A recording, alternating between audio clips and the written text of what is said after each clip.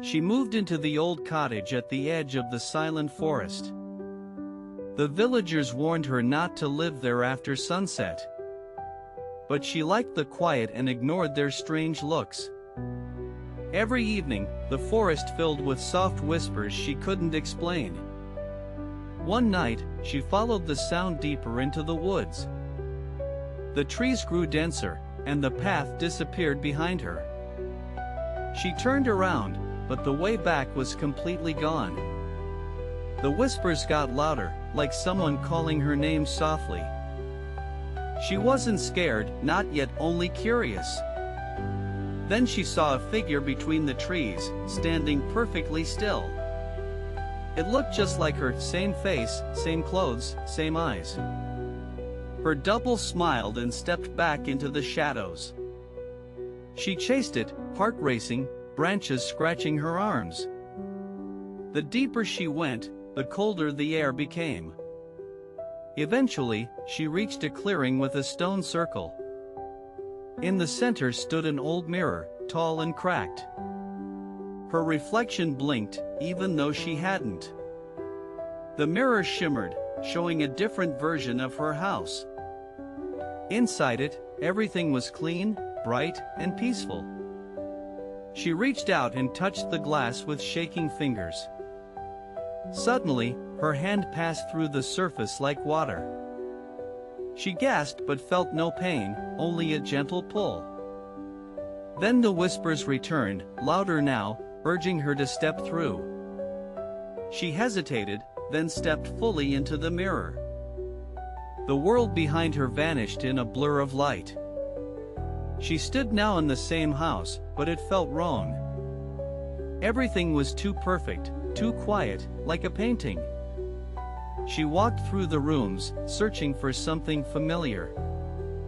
A photo on the wall showed her, but smiling strangely. The version of her in the photo had eyes too wide. She heard footsteps upstairs, even though no one else lived here. She followed the sound, heart pounding with each step. In the bedroom, she found someone sleeping in her bed. It was her, peacefully sleeping, unaware of anything. She tried to wake the sleeping version, but couldn't touch her. Her hand passed through like smoke, leaving no mark. Suddenly, the sleeping girl opened her eyes and stared at her. But those weren't her eyes, they were black and endless. The sleeping version sat up slowly, still staring at her. Then she smiled, too wide, too empty, too cold. "I've been waiting," the reflection said, without moving her lips.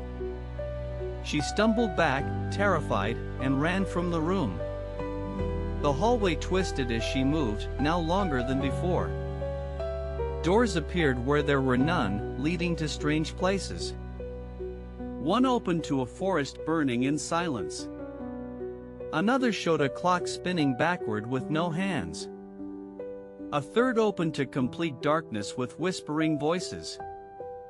She slammed it shut and kept running down the hallway.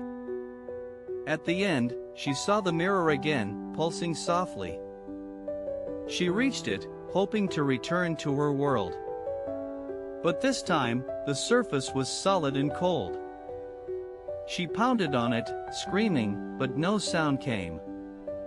Behind her, the black-eyed version stood, smiling calmly. "You chose this," the reflection whispered. "Now I live instead." The mirror flickered, showing her old house again. Her reflection waved from inside, wearing her life like clothing. She fell to her knees as the world dimmed. The house began to dissolve into ash around her. Only the mirror and the other version remained. She tried to remember her name but couldn't. She was becoming a shadow, forgotten and fading. The reflection turned away and closed the curtains. Now she could only watch through a distant haze. The new version of her lived happily in her place. No one outside noticed the change, not even her friends. She screamed again, but no one could hear her. Only the forest whispered back, remembering her voice. Seasons passed, but the mirror stayed cold and locked. She became part of the cottage's walls, silent, waiting. At night, new whispers filled the forest air again. Another girl arrived, looking for peace and quiet. She smiled at the house and entered without fear. The mirror shimmered faintly as the door closed behind her. And somewhere deep inside, the shadow stirred awake again. The circle was complete, waiting for another name to forget. But something deep inside her refused to fade completely. She focused on the sound of her own heartbeat, faint, but there. The walls of the cottage pulsed like a living thing. She whispered her name, even if no one remembered it. Somewhere, she hoped, a part of her still existed outside. The mirror trembled slightly, just for a second. She stood up from the ashes, more shadow than flesh now. In the corner, a crack appeared in the glass. The black-eyed version looked over her shoulder, confused. For the first time, fear touched her reflection's face. The trapped girl moved closer, voice growing stronger. I am not gone. I am not yours.